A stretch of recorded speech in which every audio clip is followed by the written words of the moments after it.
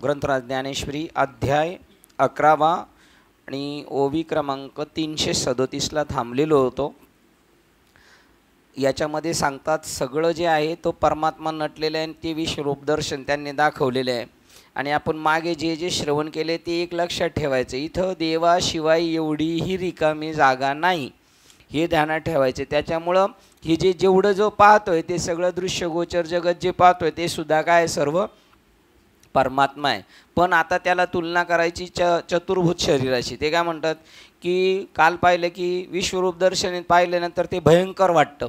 इथं संसाराने तापलेलं आहे, तोय तिकडे संकटात व्याप्त नाही, इकडे जावा याला भेटायला तर तोय असा आहे. त्यामुळं मला तुझ्याशी संवाद करता येत नाही, बोलता नाहीत, बसता येत, त्यापेक्षा ते चतुर्भुज रूप बरं आहे. अशा प्रकारचं ते इकडे येणार आहे. आणि त्याच्यानंतर काही घाबरलेले होते, पण ज्ञानी महात्मे मात्र घाबरले नाही, त्याला स्वीकारलं त्यांनी त्या सगळ्या गोष्टीला. आणि जाता जाता काल आपण पाहिलं होतं अध्याय क्रमांक 11व्या मधल्या शेवटच्या 4-5 ओळी होत्या. हे 11 रुद्र, 12 आदित्य यांचे समुदाय, 18 वसु व साध्य संज्ञक देव, हे सर्व अश्विनी कुमार आपल्या वैभवाने युक्त विश्वदेव आणि वायुदेव देखील हे महाराज ऐका. तसेच पितर, गंधर्व, पलीकडे असलेले यक्ष व सर्व राक्षसगण इत्यादी मुख्य मुख्य देव व सिद्धी आदी करून त्यांनी सगळं त्याच्यामध्ये पाहिलं. कोण कोण पाहिले? राक्षसगणसुद्धा हे सर्व आपापल्या लोकातून मोठमोठ्या उत्कंठतेने आणि दिव्य विश्वरूप पाहत आहे ते पहा. मग प्रभू तुम्हाला पाहता पाहता क्षणोक्षणी मनात आश्चर्यचकित होऊन तुमच्यापुढे आपली मस्तके लववून मुकुटाने ओवाळीत आहे. ते म्हणतात सर्व जय जयकार अशा मंजूळ घोषाच्या शब्दाने व संपूर्ण स्वर्ग तुमच्या गजराने दुमदुमून सोडला आहे व आपले चांगले जोडलेले हात मस्तकावर ठेवून तुम्हास नमस्कार करीत आहे. त्या देवांच्या नम्रतारूपी वृक्षाच्या बागेत सात्विक भावरूपी वसंत ऋतू प्राप्त होऊन त्या वृक्षास संपुट रूपी पालवी फुटून तुमची प्राप्ती त्यांना फलस्थानी झाली. काल आपण इथपर्यंत आलो. हे सगळं पाहिल्यानंतर त्यांना इतका आनंद झाला, ते जय जय घोष करतात, तुमचा मुकुटाने तुमची ओवाळणी करतात आणि त्या आनंदाने स्वर्ग दुमदुमून गेला. आणि त्याच्यामध्ये त्यांना अष्टसात्विक भाव प्राप्त झाले. त्यांना अति उत्साह झाला की ती गोष्ट किंवा परमात्म्याच्या दर्शनामुळे अष्टसात्विक भाव. आणि ह्या अष्टसात्विक भावाचा मुद्दा सांगताना ते सांगतात हा कोणालाही होत नाही, ज्याला प्रत्यक्ष दर्शन होतं त्याला ती गोष्ट होत असती. भगवत प्रेम अति उच्चांक स्थिती गाठतं त्यावेळेला ही गोष्ट होती. काल आपण इथपर्यंत आलो होतो. आता श्लोक क्रमांक 23 वाचतोय आपण. अध्याय 11 आणि श्लोक क्रमांक 23 वाचतोय. हे महापराक्रमी कृष्णा, तुझे हे रूप फार मोठे, याला पुष्कळ मुखे व नेत्र आहेत, पुष्कळ बाहू, मांड्या व पाय आहेत, याला पुष्कळ उदरे आहेत, अनेक दाढांनी विकाराल झाले आहे. अशा ह्या रूपाला पाहून हे सर्व लोक अतिशय व्यथा पावले आहेत. त्याचप्रमाणे मी अतिशय व्यथित झालेलो आहे. आनंद व्हायचा, त्यांना अष्टसात्विक भाव झाले ना, हा कसं झाला आहे? व्यथित झालेला आहे. महाराज जणू काय त्यांच्या नेत्राचे भाग्यच उदयास आले म्हणा, कारण त्यांनी तुमचे हे आगात विश्वरूप पाहिले किंवा त्यांच्या मनाला आज सुखाचा सुकाळ होऊन सुदीन उगवला. कोणला? मागे वाळ गेल्यानंतर त्या देवांच्या नम्रतारूपी वृक्षाच्या बागेत अष्टसात्विक भावरूपी वसंत ऋतू प्राप्त होऊन त्या वृक्षास संपुट रूपी पालवी फुटून तुमची प्राप्ती त्यांना फलस्थानी झाली. महाराज जणू काय त्यांच्या नेत्राचे भाग्यच उदयाला आले. कारण जेव्हा चांगलं ऐकतं तेव्हा त्या कानांचं भाग्य असतं, जेव्हा चांगलं पाहायला भेटतं तेव्हा त्या डोळ्यांचं भाग्य आहे. कारण त्यांनी तुमचे आगात विश्वरूप पाहिले किंवा त्यांच्या मनाला आज सुखाचा सुकाळ होऊन सुदीन उगवला. हे 3 लोक व्यापणारे तुमचे स्वरूप पाहून देवांनाही धाक पडतो, कारण हे स्वरूप वाटेल तिकडून पाहिले असता प्रत्येक पाहणाराला हे आपल्यासमोर आहे असे दिसते. त्याचप्रमाणे हे एकच आहे, पण विचित्र व भेसूर अशी याला पुष्कळ मुखे, पुष्कळ नेत्रे आहेत व शस्त्रे धारण केलेले असे अनंत आहेत. ही एक लक्षात ठेवायला पाहिजे. पहिलंच वाचताना म्हटलं की ही गोष्ट एक लक्षात ठेवायची काय, एकच अनेक हरी झाला. याचं वाक्य 40 नंबरची ओळ पहा. ऐसे एकची परिविचित्रे दिसते. हे सगळं काय आहे? एकच आहे, पण त्याचं स्वरूप कसं आहे, विचित्र दिसते. आणि भयानक वस्त्रे, त्यांची जी पोशाख आहेत ती भयानक आहेत. बाहुलोचन हे सशस्त्रे, अनंत भुजा, अनेक हातांनी अनेक भुजांनी नटलेल्या हातात त्याच्या शस्त्रे आहे एक, पण दिसतंय अनेक. असेच अनंत बाहू, अनंत उत्तम बाहू, अनंत पाय, अनेक उदरे आणि नाना वर्ण आहेत. शिवाय प्रत्येक मुख आवेशाने खायला उठले आहे. ते कसे दिसत आहे हे पहा. तुकाराम महाराजांचं उदाहरण पाहिलं तर लोहगावावरून जेव्हा घरी चालले होते कीर्तनावरून, भूताने त्यांचा हात पकडला. तर ते देवाला, त्या भूताला म्हणतात, देवा तुला हे रूप घेता येतं काय? म्हणजे देव भूताचं रूप पण घेतं काय? हां, भूतात पण देव आहे ना, कारण तो नाही अशी जागा नाही, हे फक्त आपल्या कल्पना आहेत. ही एक त्यांची गोष्ट आहे. किती काही दिसलं तरी काय, तोच आहे, तो वेगळा नाही आहे. मग तो आपल्याला खायला आलेला वाघ जरी असला तरी तोच आहे. आणि पवित्र असं पाय दूध पवित्र देणारी गाय असली तरी तोच आहे. हा सर्व खलविदम ब्रह्माचा उपदेश चालू आहे आपल्याला. शिवाय प्रत्येक मुख आवेशाने खावायला उठले आहे. ते कसे दिसत आहे पहा. ज्याप्रमाणे महाकल्पांताच्या अंती रागावलेल्या यमाने जणू काही जिकडे तिकडे प्रलय अग्नीच्या होळ्या पसरवल्या आहेत, किंवा शंकराची संहार करण्याची यंत्रेच अथवा पात्रे प्रलय काळाच्या भैरवांचे जमाव निर्माण व्हावेत, किंवा अंत करणाऱ्या जगदंबेची विभूती भूतांचा संहार करण्याकरता सरसावून आली आहेत की काय.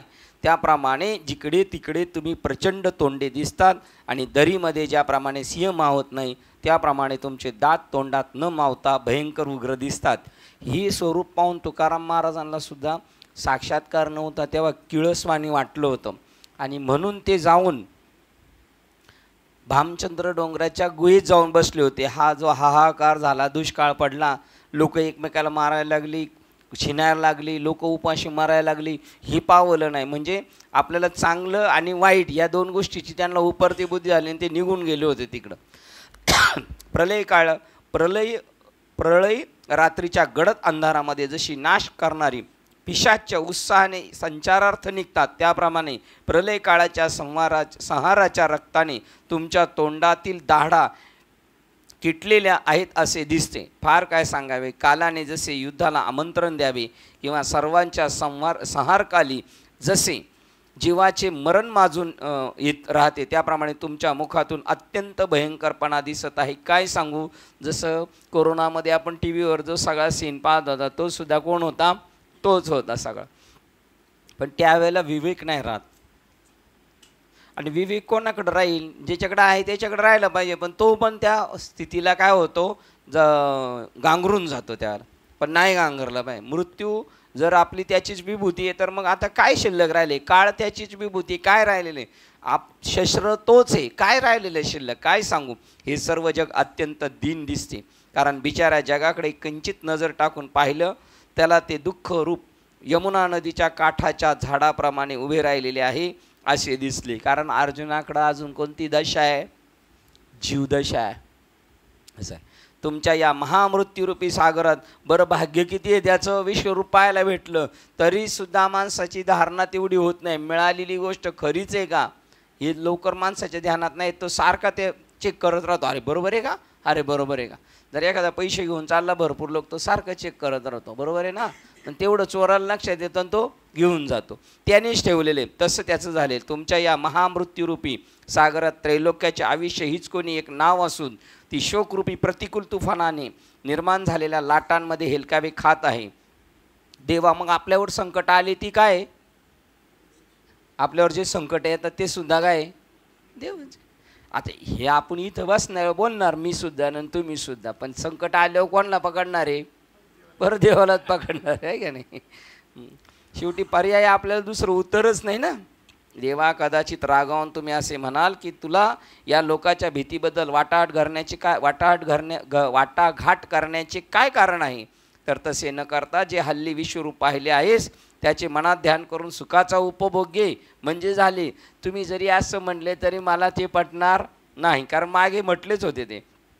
तर महाराज भीतीने माझ्याच जीवास बघा मग अशीच काय सांगितलं, तो अजून कशाची स्थितीत आहे, आणि जोपर्यंत आपल्या कंप्लीट आहेत तोपर्यंत समजायचं आपण कोणत्या स्थितीत आहोत.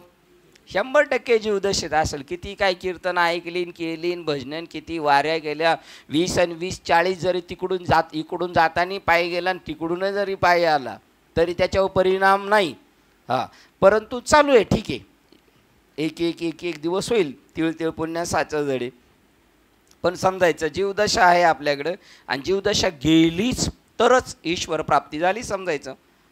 त्याचे मनात ध्यान करून सुखाचा उपभोग घे म्हणजे झाले. तर महाराज भीतीने माझ्याच जीवास प्राणास कंप सुटला, पण तसे आपणास एकदम कसे म्हणावे म्हणून मी दुसऱ्याचं सांगतोय. म्हणून सर्वसामान्य लोकांच्या भीतीची उगीच आडपडद्यासारखे केवळ निमित्त केले आहे. म्हणजे त्या मनाने लयच प्रामाणिक आहे हा, आहे की नाही. एवढं आपण प्रामाणिकपणा नाही दाखवणार. आपण ते म्हणणार आपलं काय नाही हो बाबा, पण त्यांचे आपलं काय नाही हो त्यांचे, आहे की नाही. खरी पाहिली तर भीतीने माझीच पाचावर धारण बसली आहे. म्हणजे पार आपल्या गावाकडेच जाऊन आले, तालुक्यात आपल्या माझी पाचावर धारण बसली आहे. म्हणजे काय, माझे धैर्य काय सांगावे, ज्याला मी प्रलय काळाचा रुद्र भीतो. म्हणून लय हुशारकी नाही मारायची. कोणी असलं ना त्याला जर तुम्हाला घाबरायचं आहे ना, तो घाबरवणार. माझे धैर्य काय सांगा, मी बी काही साधा नाही, पण माझी ही पंचायत झाली तर बाकीच्यांची काय कंडिशन होणार. माझे धैर्य काय सांगावे, ज्या मला प्रलय काळाचा रुद्र भीतो व ज्या माझ्या भीतीने मृत्यू लपतो, तोच मी अंतर्यामी तुमचे स्वरूप पाहून थरथर कापत आहे. अशी तुमची व माझी अवस्था तुम्ही माझी अवस्था करून टाकली आहे. म्हणजे एवढा जरी मास्टर असला तरी तो देवाच्या समोर उभं राहू शकत नाही, त्याचं वास्तव स्वीकारू शकत नाही. 51 नंबरची ओळ बघू घ्यायची का नाही. ज्या मज संहार रुद्र वसिपे, ज्या मज भेने मृत्यू लपे, तो मी येत आहाळ बहाळी कापे, ऐशी तुवा केले. परे नवल बाप्पा हे महामारी काय आली होती मधी, काय वाक्य बघा, महामारी आली होती की नाही. या नाम विश्वरूप जरी हे भ्यासूरपणे हरी भयासियानी. हे विश्वरूप असलं तरी घाबरायला लावतंय. 2 नंबर 51 आणि 52 घ्यायचीच. आपली पण त्रिदाता पट्टीदत अशी होती, पण नाही झालो बाई, काही झालं अख्खं जग. हे वाक्य काय, अख्खं जग. हा, जरी आकाशवर पडो पाहे, ब्रह्म गोळ भंगा जाय, वड वानळ त्रिभुवन पाय खाय, तरी मी तुझी. म्हणजे मला काही परिणाम होणार नाही. मी शस्त्राने, अग्नीने, पाण्याने, काय वाऱ्याने कशाचाच माझ्यावर परिणाम होऊ शकत नाही. हे माझं स्वरूप आहे. मारणाराच्या पुढे जर बिंदास जातात हे लोक साधू संत. म्हणजे काय, आपण जर तुलसीदासांचं पाहिलं तर अकबर बादशाह समोर उभा केलं तरी घाबरले नाही. ते म्हणले मुजरा कर. ते म्हणले तुला कशाला मुजरा करू, तुझ्यापेक्षा एक मोठा देव त्याला मी करतो. आहे का आपली टाप तशी बोलायची, नाही बोलणार आपण. का, सत्याची पारख नाही झाली. आणि जेव्हा सत्य कळेल तेव्हा नाही तो घाबरणार कोणा. देव देखिला तो नाही कुणा भ्याला, आहे की नाही. माझे धैर्य काय सांगावे, ज्या मला प्रलय काळाचा रुद्र भीतो व ज्या माझ्या भीतीने मृत्यू लपतो, तोच मी अंतर्बाह्य तुझे स्वरूप पाहून थरथर कापत आहे. अशी तुम्ही माझी अवस्था करून टाकली आहे.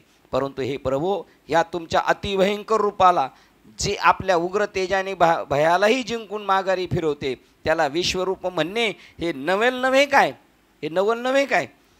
तर हा बाप्पा, ही महामारी आपल्या सहारक रूपाने प्रत्यक्ष भयालाही मागे हटवणारी आहे.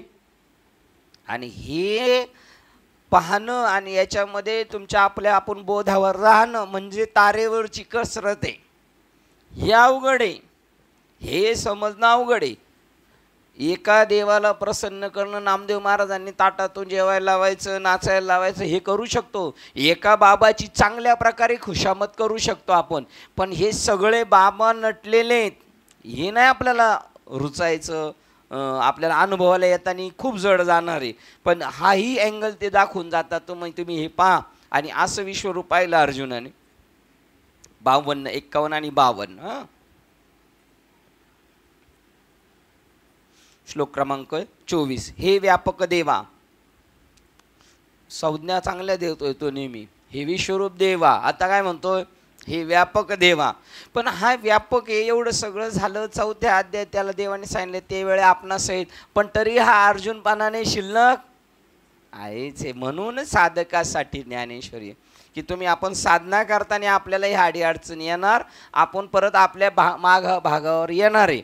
हे परत माघारी येत नाही, पण तो असं 100 वेळा झाला माघारी येऊन आणि मग त्याला कळालं काही पर्याय नाही माघारी येऊन, त्यापेक्षा पुढंच राहिलेलं वगैरे, म्हणून मग नंतर म्हणतोय आता माघारी येत नाही, पण बऱ्याच वेळा येऊन झाल्यानंतर, हे की नाही. हे व्यापक देवा आकाशाला स्पर्श करणाऱ्या प्रदीप्त असलेल्या ज्यात नाना प्रकारचे वर्ण रंग आहेत, ज्यात उघडलेली पसरलेली तोंडे अनेक आहेत, अशा आणि ज्याचे नेत्र दीप्त प्रदीप्त व विशाल आहेत, अशा भयंकर स्वरूपाने युक्त असलेल्या तुला पाहूनच ज्याचा आत्माराम अंतकरण अतिशय पीडित झाले आहे, त्याचे मन भ्याले आहे, असा मी धैर्याला व मन समाधानाला प्राप्त होत नाही. पहा, मी घाबरलेलो आहे या सगळ्या कंडिशनला. बघा, क्षत्रियांना ही क्षत्रिय विद्या असल्यामुळे ते पण घाबरायचे नाही. बरोबर आपण पाहतो कधी कधी किती भयासुर सैनिक दाखवतात समोरचा, पूर्वीच्या काळातला असा राक्षस असतो, आणि हा सात्विक वृत्तीचा माणूस आहे पण घाबरत नाही. त्याला माहिती हे पण चित्रच आहे, हे पण आपल्याला घाबरवायला आले पण आपण घाबरायचं नाही त्याच्यामध्ये. क्षत्रियसुद्धा त्याला पण त्या पद्धतीचे बोध होते. बघा पुढे चालेल. कित्येक रागीट मुखे जणू काय महाकाळाबरोबर पैंजेने लढतायत. त्यांनी आपल्या मोठेपणाने आकाशासही लहान केले आहे. बघा, जसं ते दाखवलं तसं चित्र आहे. रागीट इतकं, त्याला बघितल्यानंतर माणूस हे होईल. कित्येक रागीट मुखे जणू काय महाकाळाबरोबर पैंजेने लढतायत व त्यांनी आपल्या मोठेपणाने आकाशालाही लहान केलेले आहे. ती आकाशाच्याही मोठेपणाने आकळली जात नाहीत. त्रिभुवनाच्या वाऱ्यानेही जी मुखे वेष्टिली जात नाहीत, उलट ती आपल्या वाफांनी अग्नीला जाळीत आहेत व सर्वत्र कसा भडका करीत आहेत. त्याचप्रमाणे ती एकासारखी एकमुखी नसून प्रत्येकाच्या रंगारंगाचा व रंगरूपाचा भेद आहे व प्रलय काळाचा अग्नीसुद्धा त्यावेळी या मुखांचेच साह्य घेतो की काय कोण जाणे. म्हणजे या प्रलय काळाला नाश करायचा असेल तर यांचे हेल्प घेतो आणि मग हे करतो. त्यांच्या अंगचेच एवढे तेज आहे की जे त्रैलोक्याची राखुंडी करील. त्यातही जी तोंडे आहेत आणि तोंडात दात व दाढा आहेत, त्या पाहून असे वाटते की काय वाऱ्याला धनुर्वात झाला किंवा समुद्राला महापूर येऊन तो मर्यादा सोडून वाहू लागला, अथवा वडवानळाच्या साह्याने विषयरूप अग्नीत मरण्यास प्रवृत्तला आहे की काय, किंवा काळकूट विष अग्नीने घ्यावे किंवा मरण हे मरण्यास उद्युक्त व्हावे, हे आश्चर्यच आहे. त्याप्रमाणे या विश्वरूपाचे सहारक तेज प्रखर असून त्याला आणखी तोंडेही आहेत. परंतु ती तोंडे केवढी मोठी आहेत म्हणून म्हणाल तर आकाशमध्ये तुटून पडल्यामुळे त्याला जशी खिंड पडावी त्याप्रमाणे या हिरण्याक्ष राक्षसी पृथ्वी काखेत मारून ज्यावेळेस पाताळा जावयास निघाला, त्यावेळेला हटकेश्वराने सप्त पाताळाखालील महादेवाच्या अवताराने जसे पाताळरूपी विवराचे गुहेत द्वार उघडले, त्याप्रमाणे ही तुमची तोंडी पसरलेली असून त्यात जीवा विशेष आवेशाने लडबडताहेत. आपल्या एका घासासही विश्व पुरणार नाही, म्हणून हे विश्वरूप कौतुकाने देखील त्या विश्वाचा घास खाऊन टाकीत नाही. आपल्या एका घासासही विश्व पुरणार नाही, म्हणून हे विश्वरूप कौतुकाने देखील त्या विश्वाचा घास खाऊन टाकीत नाही. आणि पाताळातील नागाच्या फुत्काराने जशा त्यांच्या विषयाच्या ज्वाळा आकाशास लावाव्यात, त्या ज्वालाप्रमाणे ह्या तोंडाच्या दरीत जीवा भासतात. प्रलयकाळाच्या विजांचे समुदाय एकत्र करून जसे गगनाचे बुरुज शृंगारावे, त्याप्रमाणे ओठाच्या दोन्ही बाजूस तीक्ष्ण दातांचे आकडे टोके प्रखर रूपांनी दिसतात. आणि कपाळरूपी वस्त्राच्या खोळीत म्हणजे खळग्यात भयालाच भिवणारे असे काही डोळे दिसत आहेत व ते डोळे महामृत्यूचे प्रवाहच असून भिवयांच्या अंधारात दडून बसण्यासारखे दिसत आहेत. म्हणजे बघा, राक्षसी प्रवृत्तीचे फार एवढे डेंजर स्वरूप आहे. त्याप्रमाणे भीतीचे कौतुक धारण करून या ठिकाणी तुम्ही कसल्या प्रकारचे कार्य निर्मित करू पाहत आहात हेच मला समजत नाही. परंतु मला मात्र मरणाची भीती उत्पन्न झाली आहे.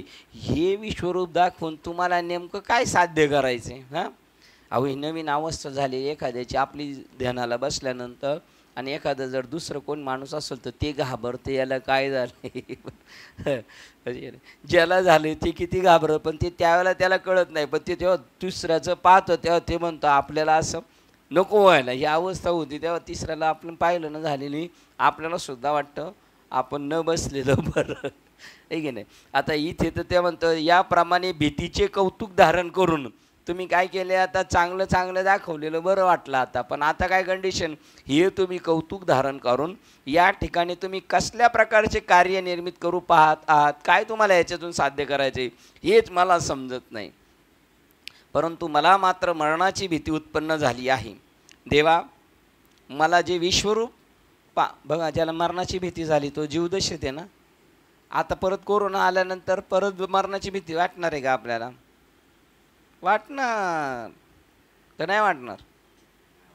नाही वाटायला पाहिजे म्हणतात, पण ते वाटणार याचा अर्थ नाही वाटायला पाहिजे.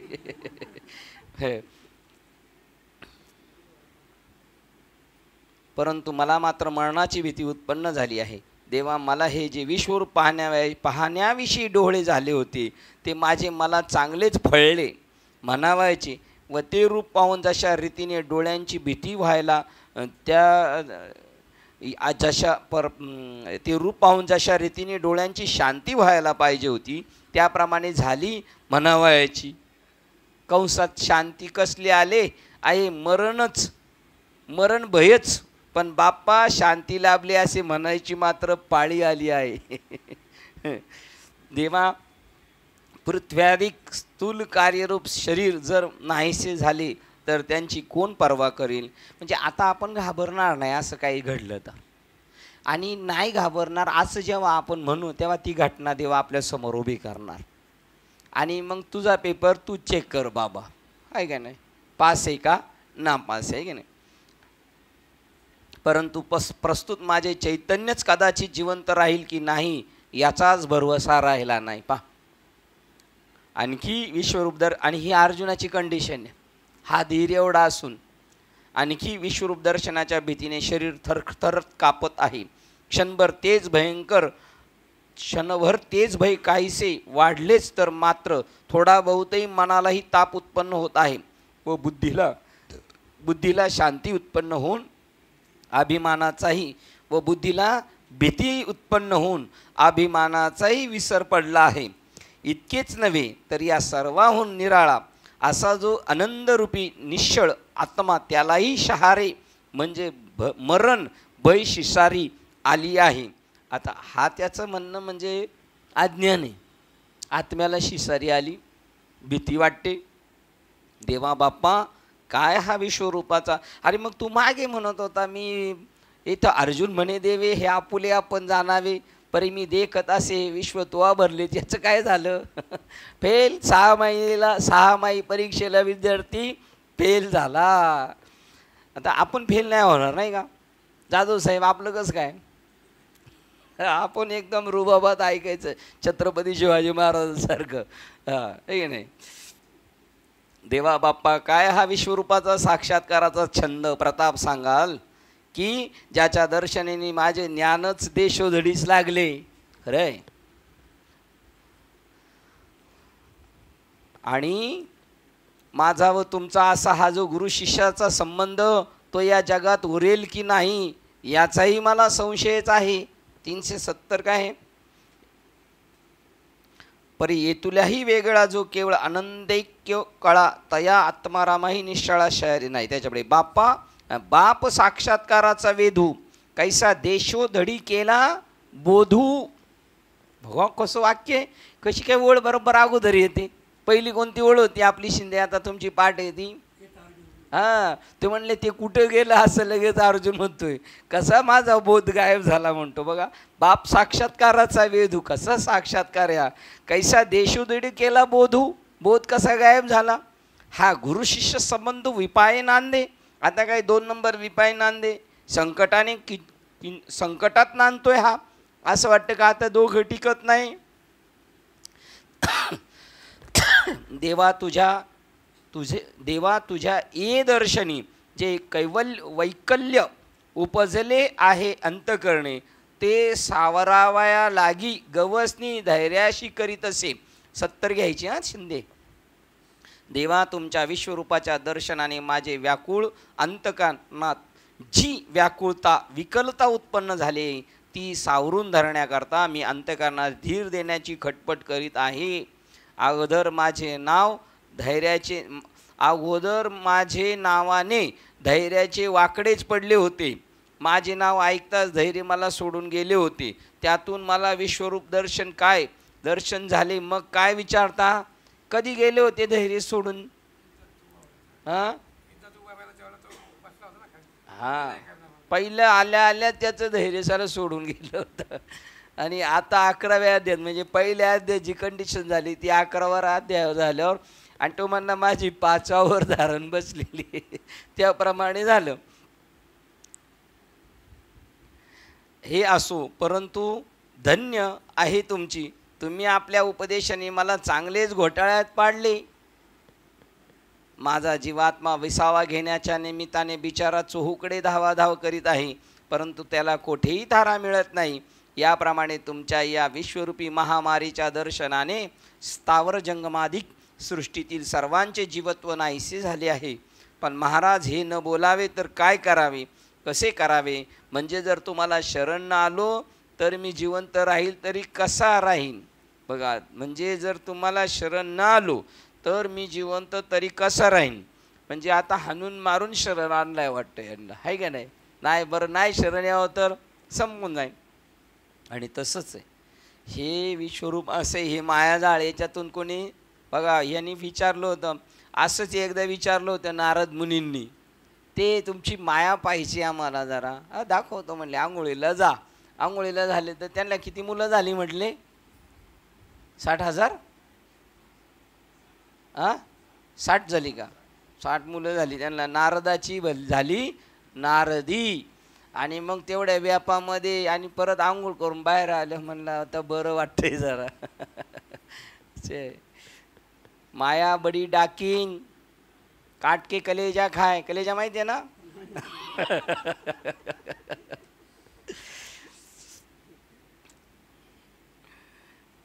श्लोक क्रमांक 25 या माऊली या. तुम्ही यायच्या अगोदर आम्ही.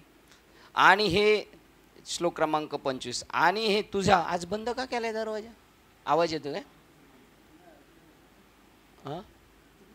तिकडचा आवाज येतोय. आणि हे तुझा दाढांनी विकाराल झालेली प्रलय कालाच्या अग्नीसारखी मुखे पाहूनच दिशांना मी जाणत नाही व मला सुख होत नाही. हे देवाच्या ईश्वरा, हे जगाच्या आश्रयभूत देवा, प्रसन्न हो. म्हणून चतुर्भुज रूप लोकांना बरं वाटते. पटत नाही हे नाही सांगणार, तेच बरं आहे. हे नामदेव महाराज बी तसेच म्हणले, काय माहिती मी बघतो तू देवाईशी घरी नको ब्रह्मज्ञान आत्मस्थिती बास भाव. बरं पुढं मेलं गेलं काय करणार नाही, पण आता ते नको घ्या आवरून.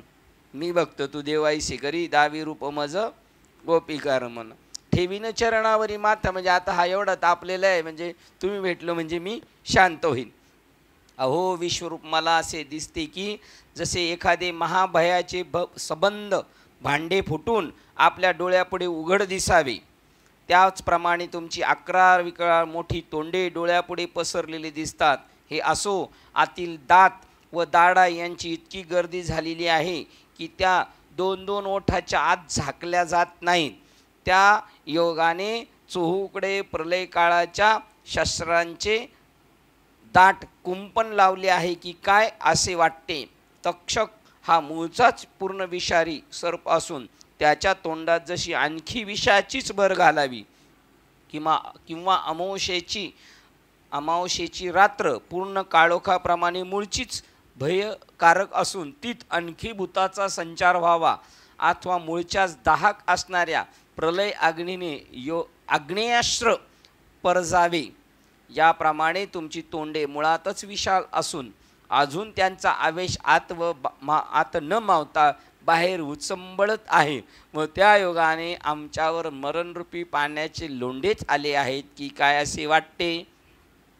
सर्व ब्रह्मांडाचा नाश करणारा प्रलय अग्नी उद्भवला व त्याला प्रलय काळचा प्रचंड वारा साह्य मिळून ते एकत्र झाले तर तो काय एक जाळणार नाही. त्याप्रमाणे संहार करणारी अशी जी तुमची तोंडे पाहून माझा धीर अगदी खचला व मी वेडावून जाऊन मला दिशांचीही भूल पडली. एवढेच नव्हे तर मलाच विसर पडला. किरकोळ किरकोळ गोष्टी घडतात आपल्या जीवनात, किरकोळ किरकोळ याच्या मानाने, पण त्यावेळेला आपला बोध राहतो.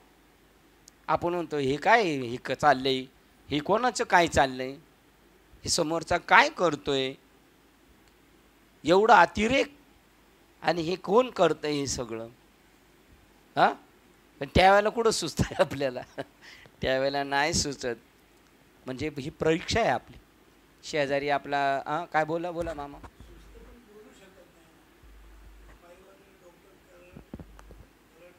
हां हां हां हां हां बरं. म्हणजे अजून एक मला म्हणायचं होतं की शेजारी भांडकुदळ्यापणा करतोय, तो खोरच घेऊन आलाय आपल्या डोक्यात टाकायला. त्यावेळेला आपण काय म्हटलं पाहिजे. हां हे म्हणतात नाही टाकणार. या या या या बरं झालं, या तुमच्यासाठी रस्ता क्लिअर ठेवला, या. कोणाचं डोकं, हे असंच आहे.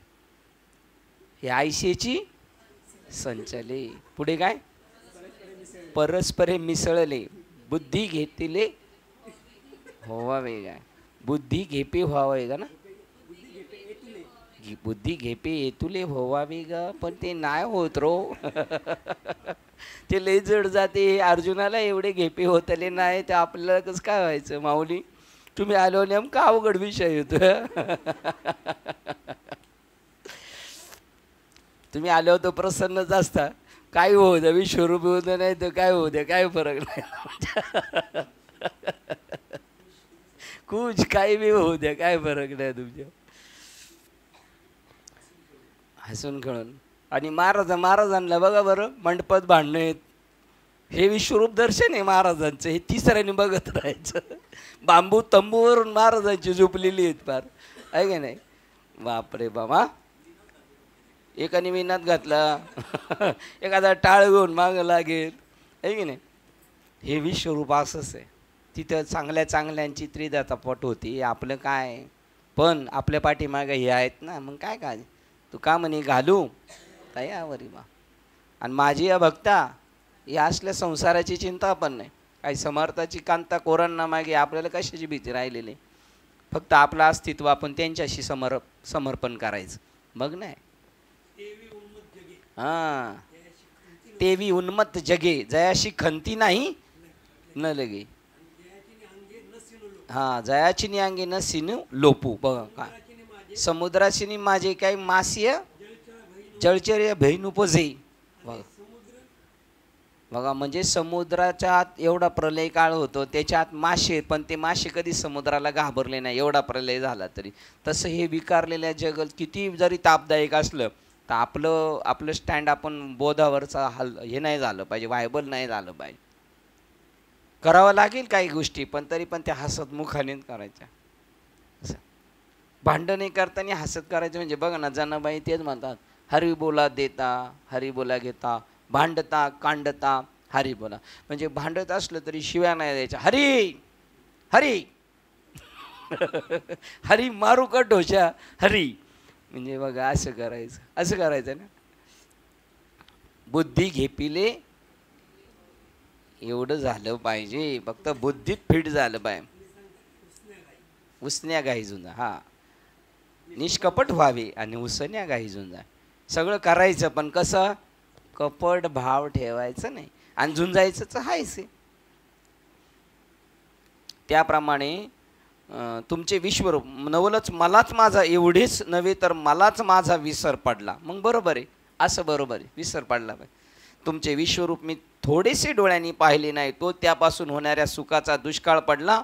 म्हणून हे तुमचे आवाढव्य स्वरूप आता आवरा. झाका झाका महाराज. बस झालं आता, आमची हौस फिटली. तुम्ही अशा रीतीने मला विश्वरूप दाखवून इतक्या भयंकर दुःखात लोटाल असे जर मला पूर्वीच माहीत असते तर मला तुमचे विश्वरूप दाखवा असे तुम्हाला म्हटले असते कशाला. पण म्हणून तर चुकलो. आता ह्या आपल्या विश्वरूपाला प्रलय अग्नीपासून एक वेळ माझे प्राण वाचवा म्हणजे मिळवलं. कळालं? नाही कळणार. हे असंच हे सगळं. 82 क्रमांकाचं बघा, असं आपली कंडिशन नाही झाली पाहिजे, आपण राहिलंच पाहिजे. हे आपल्याला दाखवतं. म्हणून सतत नित्य या अभ्यासात पाहिजे आपण. अभ्यास म्हणजे ज्ञानेश्वरी वाचले नाही, बोधाच्या संबंधाने अभ्यासात राहिलं पाहिजे आपण. आणि अभ्यास दुसऱ्यासाठी नाही बिलकुल करायचा. एक आपली भूमिका ठाम होण्यासाठी आणि प्रसन्न अंतकरण राहणार. मग अशा कंडिशनमध्ये सुद्धा हसणार. ही कंडिशन आहे. तुकाराम महाराजांना मारलं तरी जाऊन विचारतात, हे तुझ्या हाताला किती टोचलं असेल रे, तेल घेऊन आलोय मॉलिश करायला तुझी. ही सामान्य स्थिती आहे का? ही स्थिती. 82 क्रमांकाची ओळ काय होती? ऐसे करसी म्हणून जरी जाणे तर ही गोष्ट सांगावी का मी म्हणे. आता एक वेळ वाचवी जी प्राणी या प्रलय हे स्वरूप प्रलयापासून. बघा त्याच्यात वाक्य नाही आलं विश्वरूप. मोठके विश्वरूप डोळा देखील आणि सुखाचे अवर्षण पडिले. आता जापानी आपुले असता व्यस्त. हे 81 घ्यायची उलट. हे आवरून घ्या. आता घाबरलो मी. 81 घ्यायचं. 82 वाटली होती पण 82 पेक्षा तुमचे विश्वरूप आवरा ही वाक्य इथं नाही. तुमच्याकडे 82चा अर्थ काय दाखवलाय साहेब? 82चा अर्थ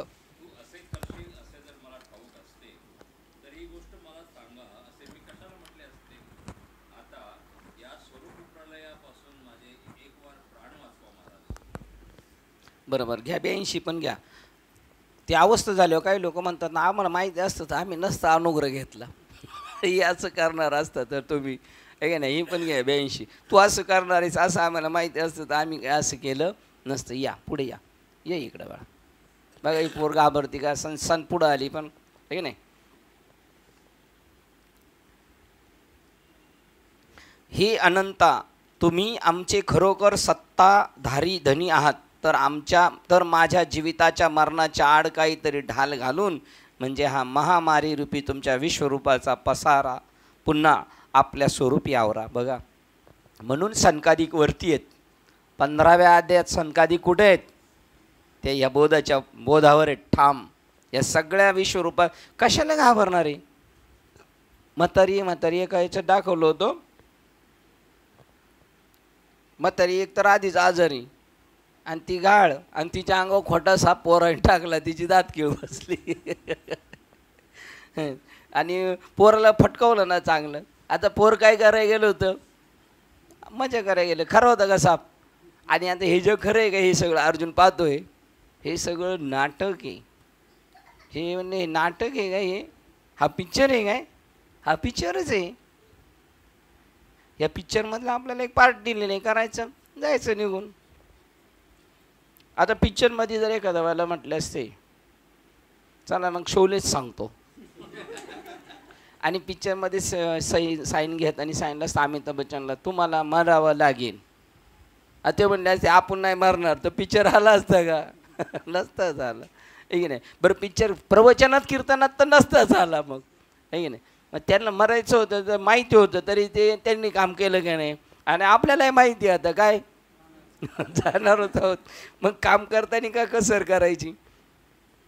हे सकळ देव श्रेष्ठ देवादी देवा सर्व विश्वाचे अधिष्ठान चैतन्य म्हणजे वस्तिस्थान असे जे तुम्ही ते सर्व जगाचे पालन करण्याचे विसरून त्याचा उलट संवार करू पाहत आहात.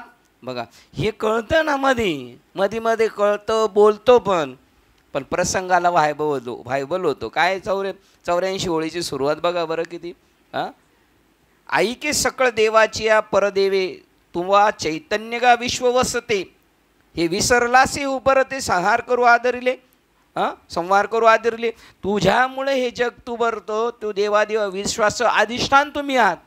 मग आता हे असं का करता तुम्ही? म्हणून हे देवराया लवकर प्रसन्न होऊन आपली माया आवरा आवरा आणि मला या मोठ्या भयापासून सोडवा. नारद मुनी काय म्हणले होते, मला माया दाखव, ही माया. एवढा वेळपर्यंत पुष्कळ काकुळती येऊन तुमची जी वारंवार विनंती करीत आहे त्याचे कारण या विश्वरूपाला पाहून इतका मी भित्रा झालो. 85 बघूया इकडे जरा. म्हणून वेगी प्रसन्न होई देवराया, संवारी संवारी आपुली माया काढी माते महाभया पोसरोनिया पासोनिया. एवढा वेळपर्यंत पुष्कळ काकुळती येऊन तुमची जी वारंवार विनंती करीत आहे त्याचे कारण या विश्वरूपाला पाहूनच इतका मी भित्रा झालो. माझे सामर्थ्य केवढे आहे पहा. ज्यावेळेस अमरावतीवर राक्षसांचा हल्ला छापा पडला, ते नका सांगू, आता राहू द्या तुमचं, आहे की नाही. तेव्हा आम्ही अमरावतीवर छापा पडला राक्षसांनी, तेव्हा मला फोन करून देवांनीवर बोलवलं होतं. मी त्यांचा निपात केला होता. ते काही सांगू नको, आता तुझं काय ते बोल, आहे का नाही. माझे सामर्थ्य केवढे आहे पहा. ज्यावेळेस अमरावतीवर राक्षसांचा हल्ला छापा पडला होता त्यावेळेस त्यांचा पराभव मी एकट्याने केला. मी साक्षात काळ तोंडासमोर आला असता त्यास भिनार नव्हे, परंतु देवा हे आपले विश्वरूपी एक गोष्टपैकी नव्हे. या ठिकाणी बघा, हे तुम्हाला आपल्याला सांगतात, आपल्याला काळजीपूर्वक ठाम राहायला सांगतात. आपण म्हणू मी याला घाबरत नाही, त्याला घाबरत नाही, पण ह्याला तर घाबरतोयस ना. ह्या सगळं जग काय असं कुठं भेसूर स्वरूप असतं का देवाचं असं. परंतु देवा हे आपले विश्वरूप या गोष्टीपैकी नव्हे. स्वामी विवेकानंदांचा काय कॉन्फिडन्स आहे. अशी ओपन तलवार घेऊन आला मॅनातली काढलेली आणि राग मारायला आला, तरी तुम्ही म्हणले मार बाबा मार. नाही मारणार, मागे सरेल तो. कारण तो कशावर आहे, त्याच्या अधिष्ठानावर ठाम आहे तो. परंतु हे देवा आपले विश्वरूप गोष्टीपैकी या गोष्टीपैकी नव्हे. या ठिकाणी मृत्यूवरही ताण करून सकल विश्वासही आमचाच सकल विश्वासहित आमचाही घोट घ्यावा या हेतूने तुम्ही प्राप्त झाला हा. हे पहा, प्रलय कालाचा सम नसून प्रस्तुत तुम्ही स्थितिकालीच असे कालरूपाने प्राप्त झाला. पण या बिचाऱ्या त्रिभुवन गोलाची 100 वर्षे आजच भरली व ते अल्पायुष्य झाले असे वाटते. हा म्हणतो, मला पहिलं वाटलं होतं मी लढाई केल्यावर हे मरतील, तरी ते थोडे दिवस जगले असते, 18 दिवस तरी एखाद्या वेळेला शेवटपर्यंत कोणतरी. पण आता असं झालंय, विश्वरूप पाहून ही सगळी होळीच झालेली आहे सगळ्याची. आहा रे दैवा, तुझी गती किती विपरीत आहे. विश्वरूपाच्या दर्शनापासून शांती होईल अशा समजुतीने मी देवास विश्वरूप दाखवा म्हणून म्हटले, तर ते सुख न होता उलट विघ्नच ओढवले. अरे रे देवा, आता मात्र हे विश्व बुडाले, कारण तूच त्या विश्वाला ग्रासू लागलास. देवा, अहो आपण अनेक मुखे पसरून या सर्व सैन्याला चोहोकडून भक्षण करीत आहात, हे प्रत्यक्ष माझ्या दृष्टीस पडत नाही का. श्लोक क्रमांक 26 वाचतो. पृथ्वीपालाच्या संघास वर्तमानच हे सर्व धृतराष्ट्राचे पुत्र व पितामह भीष्माचार्य, आचार्य द्रोणाचार्य, त्याचप्रमाणे आमच्याही धृष्टद्रुम्नाधिक मुख्य योद्ध्यासह हा सुतपुत कर्ण इत्यादी सर्व तुला तुझ्यामध्ये प्रवेश करीत आहेत. असं त्यांनी पाहिलं. चेर जात आहेत. आता ही बी एक कल्पना केली जात आहे, हे सगळे याच्यामध्ये होत जात आहे. तरी तू झोवा वै पंडसुता, हे अनादि सिद्ध आगवे होत जात असे स्वभावे, तरी तू का सोसावे सांगे मज. हे कशाने, हे होतच असतं आणि जात नसतं. आणि होत जात असतं हे तुम्हाला कशामुळे आपल्याला दिसतं, मायामुळे. हे उपजे आणि नासे, हे मायावशी दिसे. एरवी तत्वता वस्तू त्या अविनाशी, त्याचं काही होत नाही जात नाही, पण मायेच्या आहारी गेल्यानंतर असं होतं. अहो कौरव कुलातील वीर म्हणजे आंधळ्या धृतराष्ट्राचे मुलगे हेच नव्हते का. आहा हा हा, गेले गेले सपरिवार तुमच्या मुखात पूर्णपणे गेले. आणखी जे देशोदेशीचे राजे बघा, ही पाहिलं आपण जे नेहमी म्हणत असतो, आपल्याला बाबा आठवण करून देत असतात, आपण देवा ते का देव आपल्या हृदयात आहे, का आपण देवात आहे, का देव आपल्या हृदयात आहे. आपण देवात आहे, देव आपल्यात हे काय विशेष, तो एवढा छोटा आहे, आपण देवात आहे. आणि आता हे सगळे गेले म्हणले देवात. हा काय म्हणतो, अरे रे कौरव कुलातील वीर म्हणजे आंधळ्या धृतराष्ट्राचे मुलगे हेच नव्हे का, हा ते गेले गेले सपरिवार तुमच्या मुखात पूर्ण गेले. गेलेत आणि आहेत, ही सुद्धा काय एक कल्पनाचे. आणखी जे देशोदेशीचे, पण तुम्ही कल्पना आपण ही स्वीकारली म्हणून त्यांनी पण ती कल्पना स्वीकारलेली. तुम्ही म्हणाल मग इथे का मांडलं, तुमची कल्पना आहे ना, आहे म्हणून गेले आहे, गेले आहे, सापेक्षता आहे. आणखी जे देशोदेशीचे राजे यांना सहाय्य करण्याकरता आले होते, त्यांचा निरोप माघारा सांगण्याकरता देखील तुमच्या तोंडातून कोणी मनुष्य उरला नाही. अशा रीतीने तुम्ही सर्वांना सरसकट गिळीत आहात. या रणात मोठ्या थाटाने मदोन्मत्त हत्तीच्या समुदायाचे देखील घटाघट घास गिळीत आहात. बंदुकी तोफा यांचा मारा करणारे आणि पायदळाचे समुदाय यांच्या झुडीच्या झुडी तुमच्या मुखात नाही तशा होत आहेत, नाही का? होत आहेत, नाही का? सगळ्या जुळ्या म्हणजे शस्त्रास्त्रासह सगळे त्यांच्या आतमध्ये, आणि असा तो चावून खलास. जुळ्या भावंडासारखी कृतांताच्या तोडीची शस्त्रे की त्या ज्यापैकी एक देखील सर्व विश्वाला गिळून नाश करील, अशी कोट्यावधी शस्त्रे तुम्ही गिळून टाकीत आहात. चतुरंग सेना परिवार, तसे घोडे, जोडलेले रथ, या सर्वांना दात न लावता एकदम घट्ट गिळून टाकीत आहात. तर देवा, यापासून तुम्हाला चांगला संतोष तरी कसा वाटतो? अहो, भीष्मासारखा सत्यवादी व शौर्य निपुण असा दुसरा कोण आहे? याला देखील, आणि हा द्रोण ब्राह्मण असून याला देखील अरे रे आपण ग्रासून टाकले. आहा हा, सूर्यपुत्र हा महावीर कर्ण, तोही आपल्या मुखात गेला, हो गेला.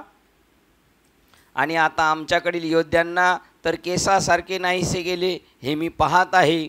हाय रे हाय ब्रह्मदेवा, मी या प्रभूच्या प्रसादापासून की काय विपरीत गोष्ट आहे? हाय रे हाय ब्रह्मदेवा, मी या प्रभूच्या प्रसादापासून ही काय विपरीत गोष्ट आहे? काही जुळत नाही. या विपरीत अनुग्रहाने असे झाले की मला विश्वरूप दाखवा अशी प्रभूची प्रार्थना करून बिचाऱ्या दीन जगाला स्थितीकाळी स्मरण आणण्यास कारण झालो आहे. 400 कटकटा धातया कैसे झाले अनुग्रह या. बघा, मी या पार्थोनी जगा बापुड्या आणिले मरण. बघा, इकडं अर्थ सोपा आहे, तिकडं अवघड आहे. तुमच्याकडं काय अर्थ बघा कसा, इकडे कटकटा धातया 26, धातया काय 26. हे ब्रह्मदेवा, कैसे झाले अनुग्रह या, तुमच्या अनुग्रहाने काय झाले पा. मिया पार्थुनी जगा बापुड्या अनिले मरण. मी तुम्हाला प्रार्थना केली बापड्यांनी, काय मला विश्वरूप दाखवा, जगाचा रास. काय साहेब तिकडे हाय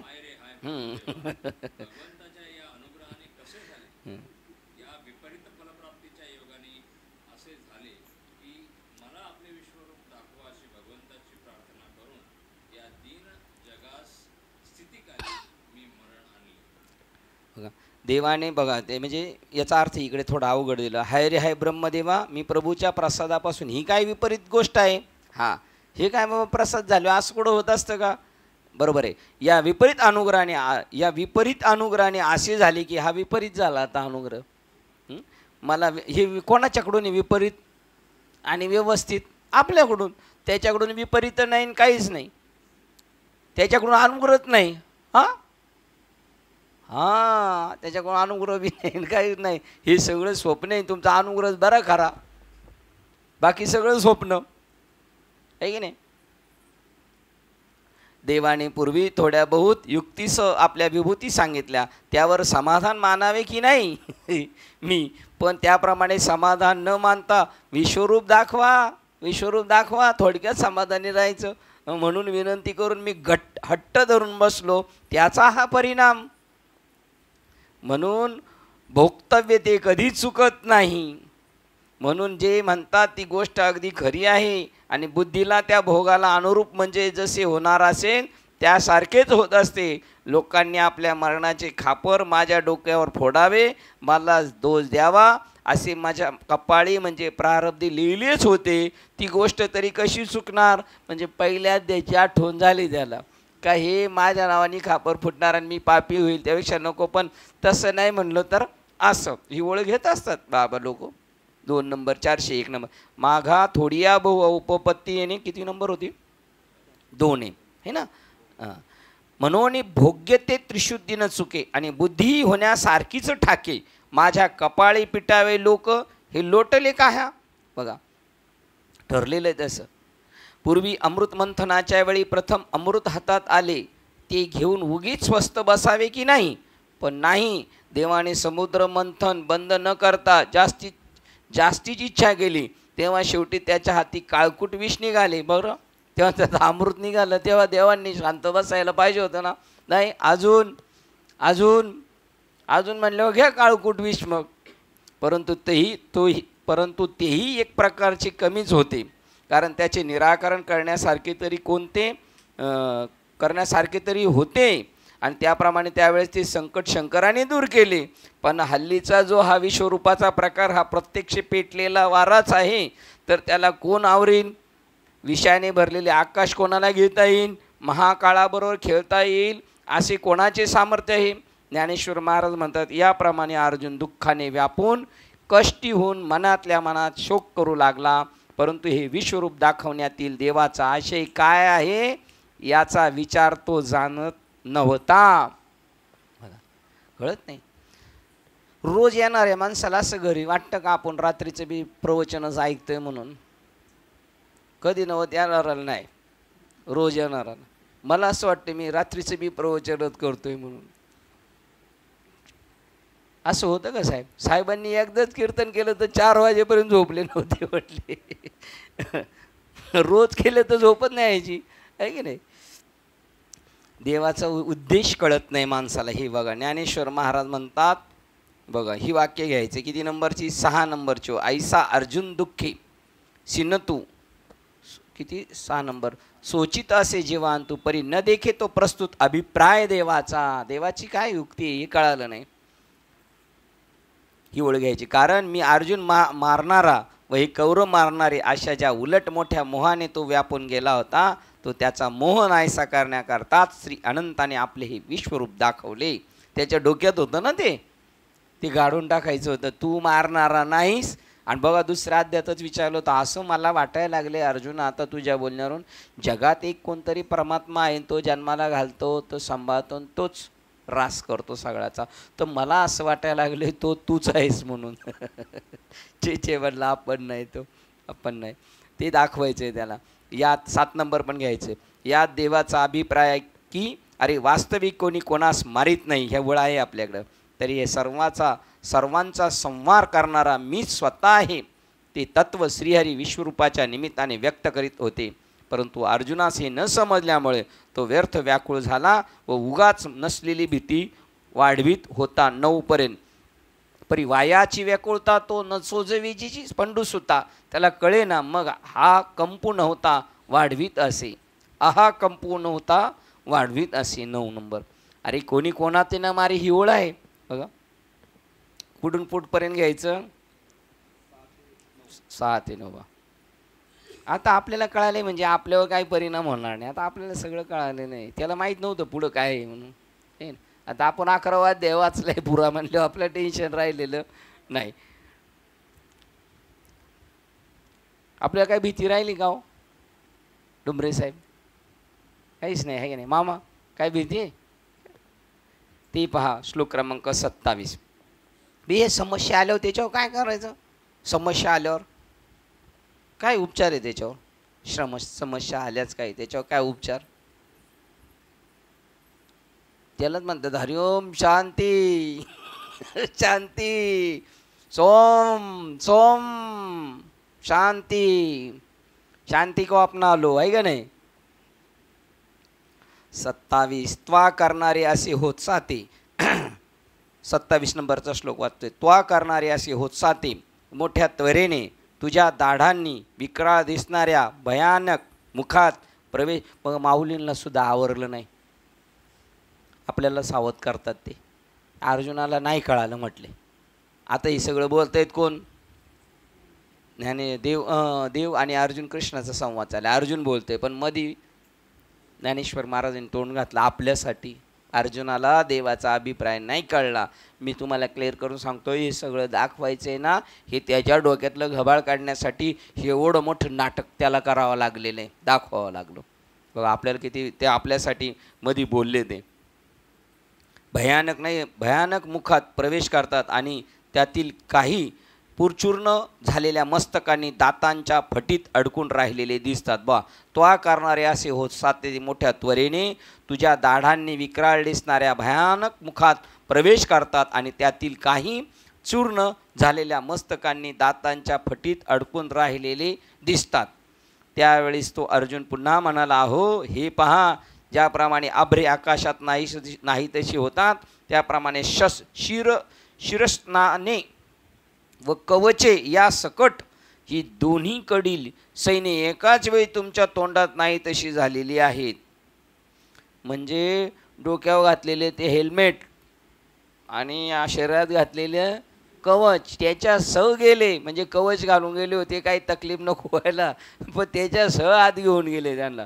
आणि लोक म्हणतात ॲक्सिडेंट झाले, हेल्मेट घातलं होतं का?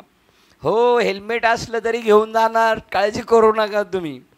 तुमचं भरलं म्हणजे तुम्ही निघाले समजा, किंवा पण त्याच्या अगोदर बंदोबस्त करून जायचा आपण.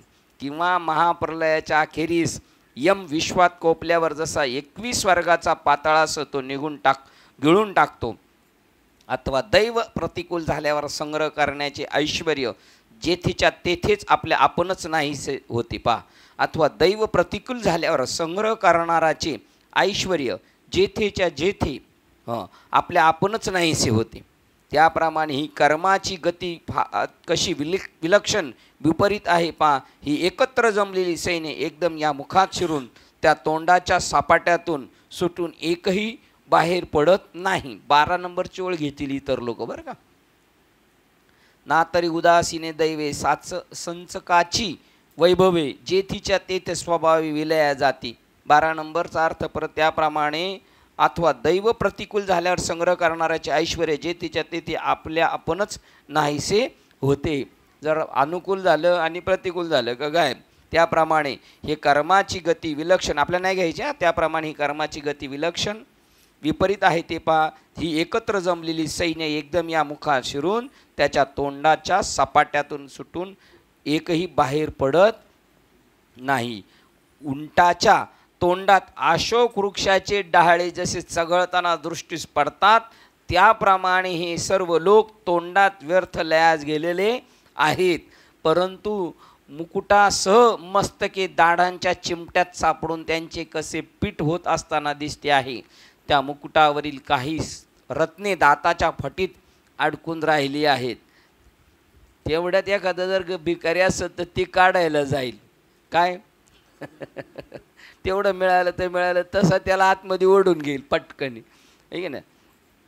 त्या मुकुटातील काही रत्ने दाताच्या फटीत अडकून राहिली आहेत, तर काही रत्नाच्या चुरा जिभेच्या तळाशी साचला आहे. काही दाडांची अग्रे, म्हणजे ते माकडासारखं असेल, इथे साठवून ठेवतं चन्न तसे, आहे की नाही. रत्नांच्या चुरा जिभेच्या तळाशी साचला आहे. काही दाडांची अग्रटोके ठोकळ अशी ती त्याच्या रक्ताने माखली आहेत. या विश्वरूपी काळाने ज्या लोकांची शरीरे जरी बळेच ग्रासली आहेत, तरी त्या जीवांच्या देहातील उत्तमागरूप मस्तके मुद्दाम राखून ठेवली आहेत.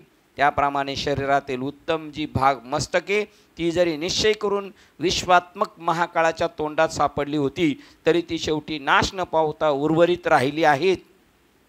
बघा काय ओळ मागं वाचतो, काय तुमच्या डोळ्यापुढे चित्र येते का बघा. या विश्वरूपी काळाने ज्या लोकांची शरीरे जरी बळेच ग्रासलेली आहेत, तरी त्या जीवांच्या देहातील उत्तम मागरूप मस्तके मुद्दाम राखून ठेवली आहेत. काय याचा अर्थ आहे? म्हणजे अख्खं शरीर तोंडात गेले, फक्त काय ठेवलेले? मुंडकं ठेवलेले. दुसरी ओळ, काय तुमच्या डोळ्यापुढे चित्र आलं तर सांगा. त्याप्रमाणे शरीरातील उत्तम जी भाग मस्तके ती जरी निश्चय करून विश्वात्मक महाकाळाच्या तोंडात सापडली होती, तरी शेवटी नाश न पावता उर्वरित राहिली आहेत. काय? मस्तके. दिसतं का? सगळा एक प्राणी मारलेला असतो, फक्त त्याचं डोकं शेपटी ठेवलेले असते.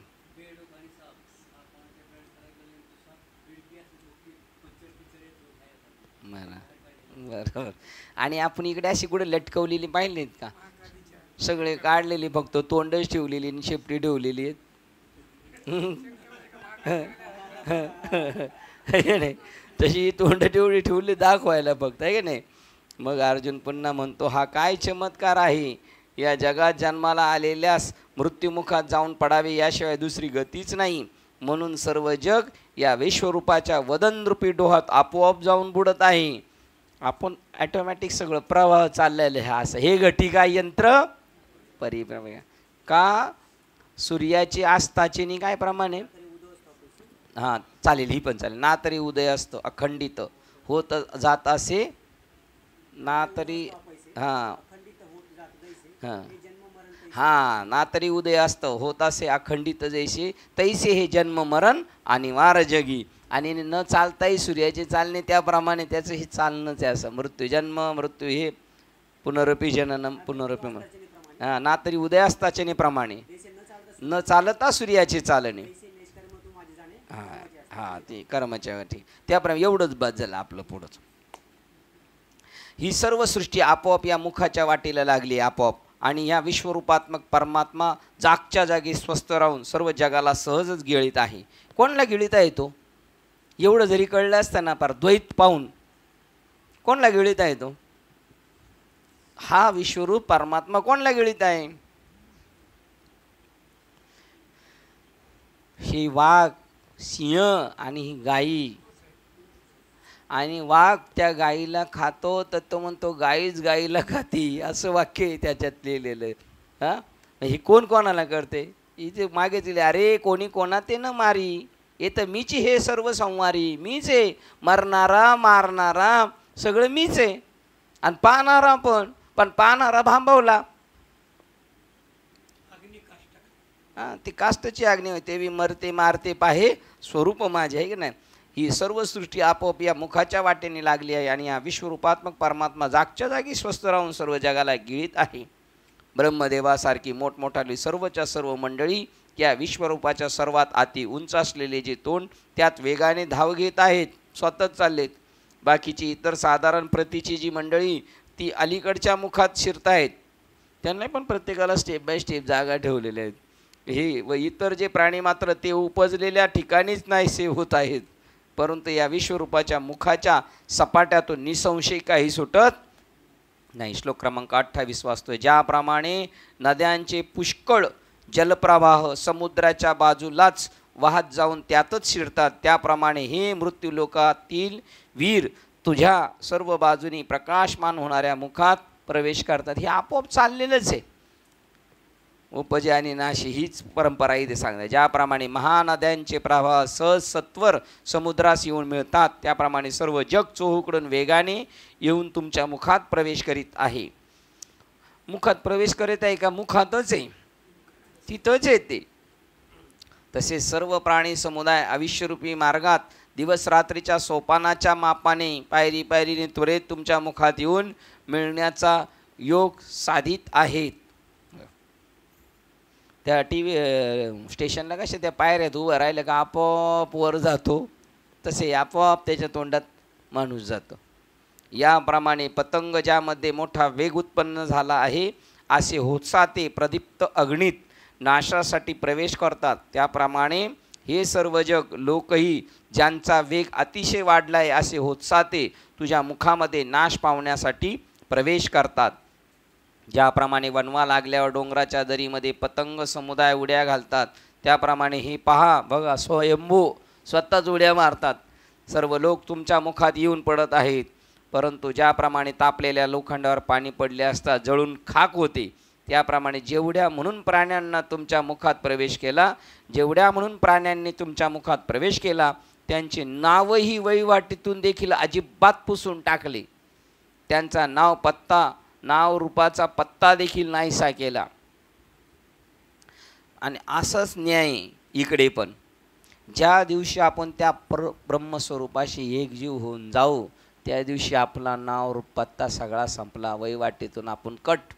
आणि किती झटक्यात होतोय, जसं तापलेल्या लोखंडावर पाणी पडल्यानंतर संपतं, तसा मुखात नाम हातात मोक्ष ही पण प्रक्रिया. याप्रमाणे तापलेल्या लोखंडावर पाणी पडले असता जळून खाक होते. हाच उलटा नाही इकडं. तसंच तुम्ही त्याला जर शरण गेले तर तो त्याला लगेच आपणासारखे तरी तो.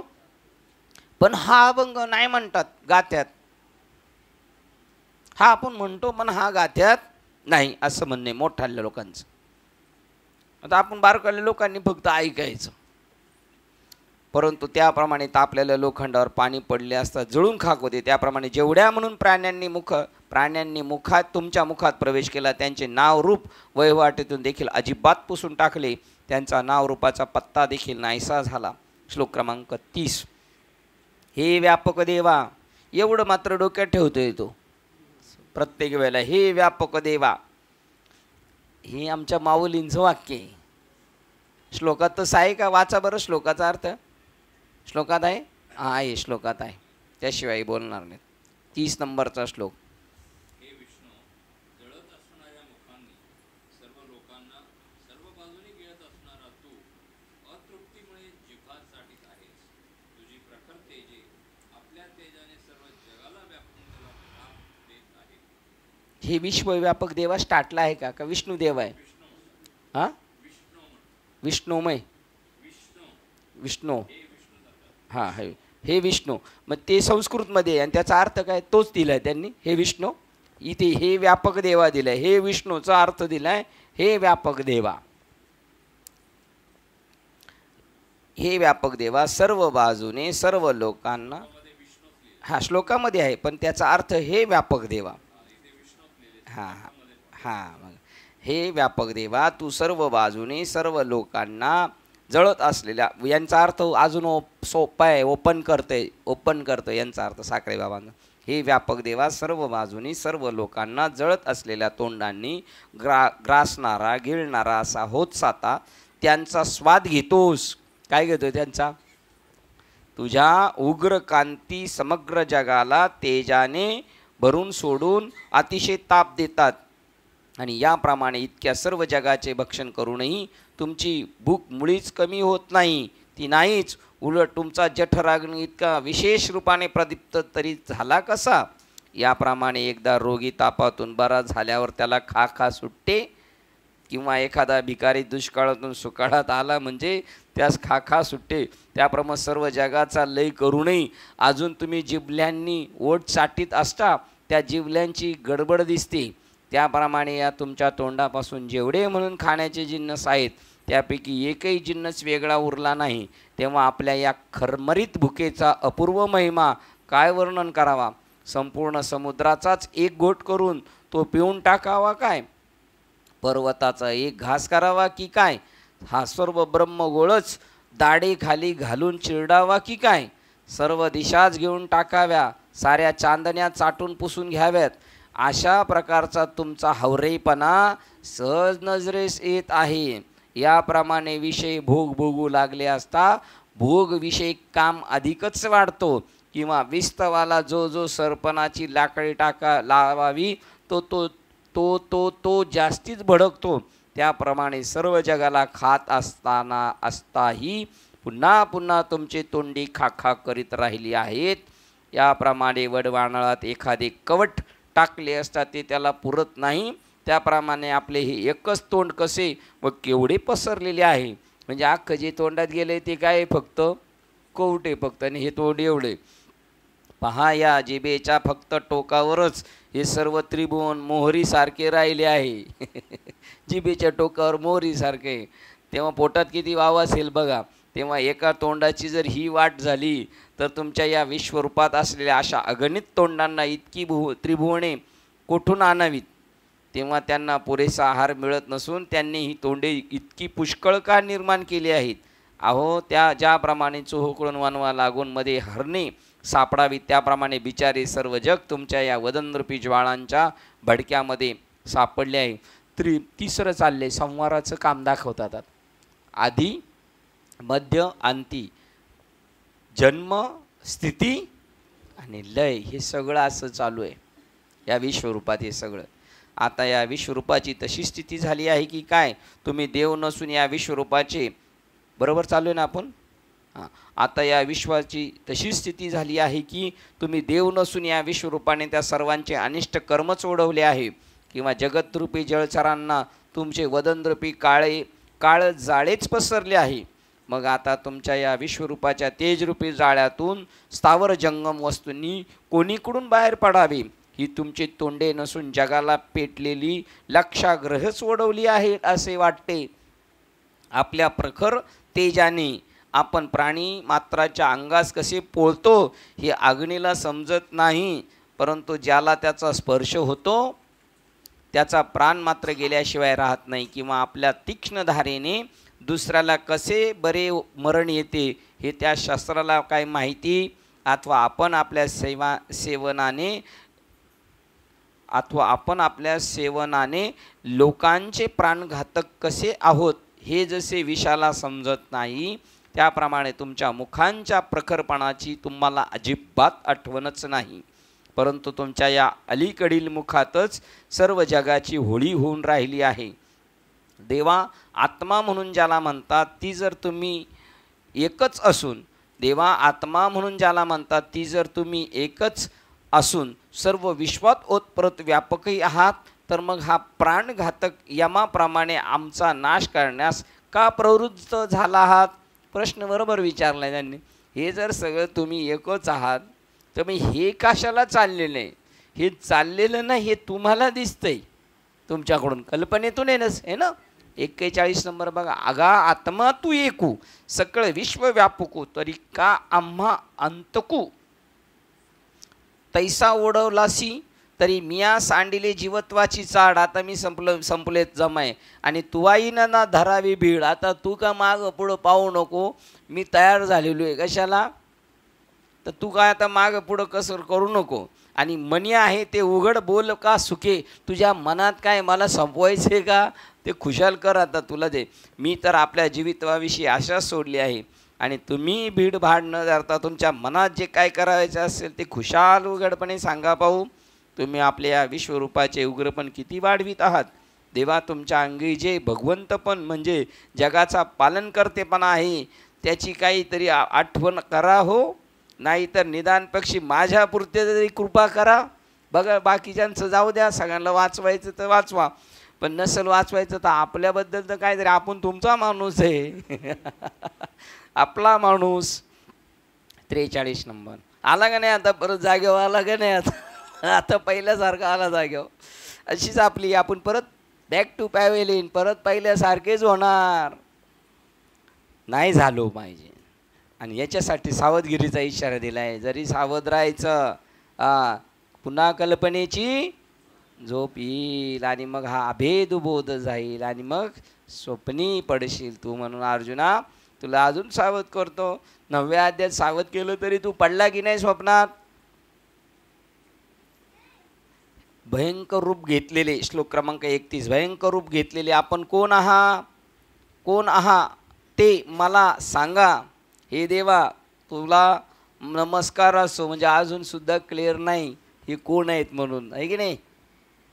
आपलं पण नसंच आहे, का असं करतोय, हा कोण आहे तो?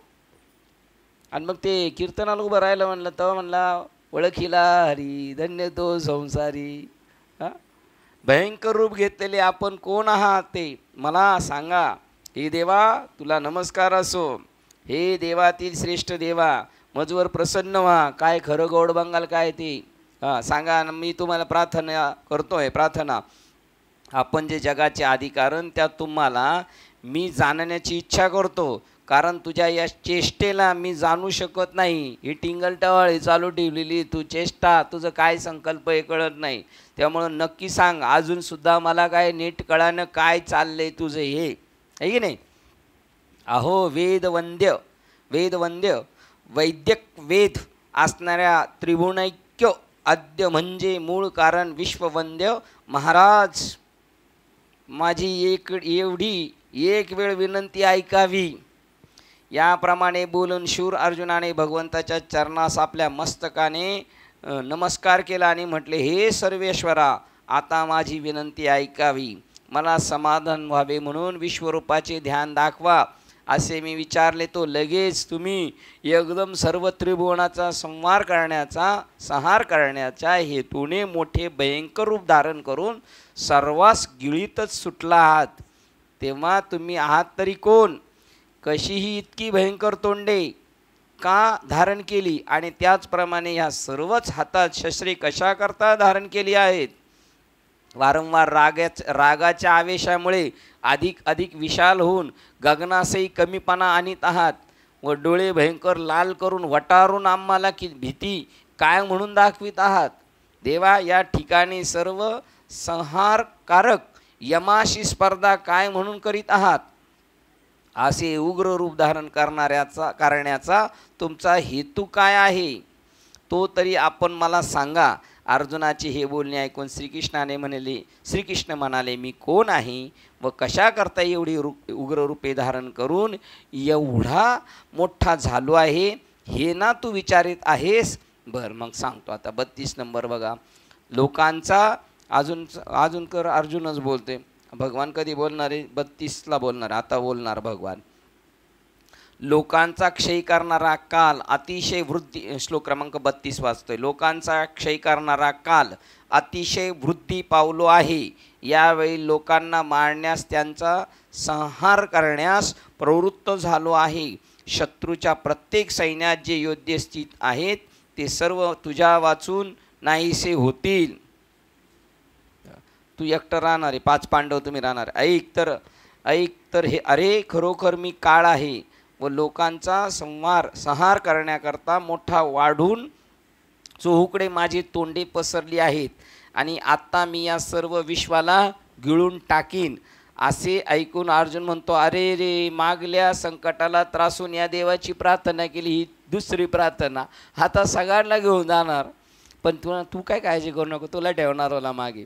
अरे, हे ऐकून अर्जुन म्हणतो, अरे रे, मागल्या संकटाला त्रासून या देवाची प्रार्थना केली, त्यावर हा परमात्मा हे उलट जास्तच भयंकर रीतीने उसळून प्रगट झाला आहे. आपल्या अशा कठोर भाषणाने अर्जुन निराश होऊन कष्टी होईल म्हणून श्रीकृष्ण अर्जुनास पुन्हा लगेच म्हणाले, पण यात आणखी एक सवड आहे. काय? तू सेफ राहणार, तू काळजी करू नको. ती ही की तुम्ही फक्त पांडव आत्ताच्या या संहाररूपी संकटातून बाहेर आहात. एवढे ऐकताच अर्जुनाच्या जीवात जीव आला व जाणाऱ्या बेतातले आपले प्राण सावरून धरले. तो मृत्यूरूपी महामारीच्या तडाक्यात सापडला होता. पण हे देवाचे शब्द ऐकताच पुन्हा सावध होऊन श्रीकृष्णाचे बोल लक्षपूर्वक ऐकू लागला. आता परत बारकाईने आपण राहतोय ना, बाकीच्यांचं काय होते हो द्या. आपल्याला कोरोनाची लस भेटली, बाकीच्यांचं काय नाही. तेव्हा देव असे म्हणाले की, अर्जुना, अरे तुम्ही पांडव तेवढे माझे आहात, हा, बाकीच्यांचं काय? हो, असंच आहे देवाचं. कोणाचं कल्याण करा? नामा म्हणे तया असावे कल्याण. जयामुखी निधान पांडुरंग. जे माझं नामस्मरण करतात ते वाचतील, ते मागे नाही माझा बिल्ल लावतील ते वाचतील. बरोबर. तुम्ही आपल्याला तो चलती चक्की देख के दिया कबीरा रोए, हाँ, 2 पाटन के बीच कोई साबुत न बचा, है का नाही. चक्की चली चलने दे, तू काय रोय. कारण तू आहे ना माझा जवळ आहे, तू बरोबर त्या इथं राहा, त्या आरीला धरून राहा, म्हणजे तू वाचणार, आहे की नाही. हां, त्याला धरून राहिला का बरोबर. देव असे म्हणाले की, अर्जुना, अरे तुम्ही पांडव तेवढे माझे आहात म्हणून तुमच्याशिवाय इतर सर्वांना मी गिळण्याकरता प्रवृत्त झालो आहे, हे पक्की लक्षात ठेवावे. प्रलय काळाच्या प्रचंड आगीत लोण्याचा गोळा घातल्यावर जसा तो नाश पावतो, त्याप्रमाणे माझ्या तोंडात हे सर्व जग गेलेले असे तू पाहिलेस आहेस. तर त्यामध्ये सर्वांचा नाश होऊनही काहीच उरणार नाही, तू हे निश्चित समज. हे पण देवाला दाखवायचं होतं. तुम्ही जागणार आहे, रिझल्ट मी तुला देतो अगोदर. हे सर्व सैन्य घमेंडीने व्यर्थ बरळत व मिरवत आहे. अशा चतुरंग सैन्यरूपी संपत्तीच्या साह्याच्या बळावर कृतांताबरोबरही जे स्पर्धा करतात व पराक्रमाच्या मदावर स्वार होऊन म्हणजे गर्वाने जे चढून गेले आहेत, हे जे सर्व या ठिकाणी सैन्य समुदाय एकत्र मिळून वीरवृत्तीच्या बळावर घमेंडपूर्व मोठ्या डौलाने वल्गना करीत आहेत की यमही आमच्या गजदाळाधिक सैन्यापुढे तुच्छ आहे, असे त्यांचे वर्णन करतात. ते माजलेले, त्यांचा हिसाब करायचा आहे मला. ते म्हणतात की आम्ही सृष्टीवर प्रतिसृष्टी निर्माण करू, शपथ वाहून मृत्यूला मारू व या जगाचा घोट घेऊन संहार करू. आम्ही सर्वच पृथ्वी गिळून टाकू. हे आकाश तर वरच्यावर जाळून भस्म करून टाकू व आपल्या बाणाने वाऱ्याला सुद्धा जागच्या जागी जखडून हलू देणार नाही. शस्त्रापेक्षा त्यांचे बोल अति तिखट आहेत व अग्नीपेक्षा अतिदाहक आहेत असे दिसून येते व मरणाच्या कामात काळकूट विषयाशी तुलना केली तर या शब्दापेक्षा काळकूट विषाला मधुर असे म्हणावे लागेल अशी ते व्यर्थ वल्गना करीत आहेत. तर हे वीर म्हणजे जणू गंधर्व नगरीचे लोट असावेत किंवा पोकळीचे भेंडोळे असावे अथवा चित्रातील रंगीत दिखाऊ फळे असावीत. त्याप्रमाणे हे निर्जीव आहेत असे समज. अरे जसा मृगजलाचा पुर्यावा तद्वत हे सैन्य आहे अथवा हे सैन्य नव्हे तर जणू कापडाचा साप करावा किंवा अलंकार घालून सजवून बाहुली उभी करावी तशी ही निर्जीव सैन्ये आहेत. पहा त्यांनी दाखवलं सगळं. ही पण देवा अर्जुनाला दाखवायचं आहे. देवाचा उद्देश काय यांना संपवलेलं आहे. तुम्ही वाचणार आहे, तुम्ही लढाई करा, हे सगळ्या अँगलने दाखवतात इकडून. तुम्ही वाचणार आहे आणि हे आहेत पण हे चित्रातले निर्जीव फळे आहेत किंवा एखाद्या बाहुलीला सजून अलंकार घातले, ती काही अलंकार घेणार आहेत का? जागेवरच राहणार आहेत. त्याप्रमाणे आपण 11व्या अध्यायाच्या ओवी क्रमांक 465ला येऊन थांबतोय. झालेली सेवा. उद्याच्या दिवस आपली ज्ञानेश्वरी, त्याच्यानंतर 2-3 दिवस सुट्टी राहणार आहे. परत 21 तारखेला बाबांचं सकाळी 10 ते 12 आशीर्वादचे दे. 9 ते 11 असलं तरी ते 10 ते 12च होणार आहे. त्यामुळं तशाच हिशोबाने जायचं. आणि उद्याच्या दिवस ज्ञानेश्वरी, परवा कोणी येणार नाही त्याच्यासाठी सूचना आहे. झालेली सेवा 465ला थांबतोय. 11वा अध्याय ओवी क्रमांक 465ला थांबतोय. झालेली सेवा. हृदयस्थ सद्गुरू सच्चिदानंद श्रीपाद बाबा रामदास बाबा, अधिष्ठान श्री ज्ञानेश्वरी संत मालिका तसेच तुम्हा संत वृंदांच्या चरणावर सेवा समर्पित करून सेवेला इथे पूर्णविराम देतो. पुंडलिक वरदे हरे विठ्ठल श्री ज्ञानदेव तुकाराम पंढरीनाथ भगवान की जय. माऊली ज्ञानेश्वर महाराज की जय. जगत गुरु संत तुकाराम महाराज की जय. शांती ब्रह्म एकनाथ महाराज की जय. सच्चिदानंद श्रीपाद बाबान की जय. सच्चिदानंद रामदास बाबान की जय. अवधूत चिंतनम श्री गुरुदेव दत्त गोपाल कृष्ण भगवान की जय. बोलो रे भाई सब संतन की जय. गणपती बाप्पा आता विश्वात्मके देवे येणे वाग्यज्ञ तोषावे. तोषो निमज द्यावे पसाय. जे प्राणांची वेंकटी सांडो तया सत्कर्मी रती वाढो. भूता परस्परे जडो मैत्र जीवांचे दुरितांचे तिमिर जाओ. विश्व स्वधर्म सूर्य पाहो. जो देवांची गतो तेला हो प्राणी जातात. वर्ष सकळ मंगळी ईश्वर निष्ठांची मांडी आहे. अनवरत मंडळी वेगळा होता सदा गर्भतोचे आरव. चेतना चिंतामणीचे गाव बोलते जरांचे पुरुषांचे चंद्रमेचे आरांचन. मातंडचे तापहीन ते सर्वाही सज्जन सोयी होतो. किंबहुना सर्व सुखी पूर्ण होनी ते होती. भजे ज्वारी पुरुषी अखंडित आणि ग्रंथोपजीवी विशेष होती. दृष्टादृष्ट जय होवावेजी एकमणे श्री विश्वेश्वरा हो. हा होईल दान बसाहो. येणे वरे ज्ञान देव सुखिया झाला. येणे वरे ज्ञान देव सुखिया झाला. येणे वरे ज्ञान देव सुखिया झाला. हरि ओम. शांती शांती शांती.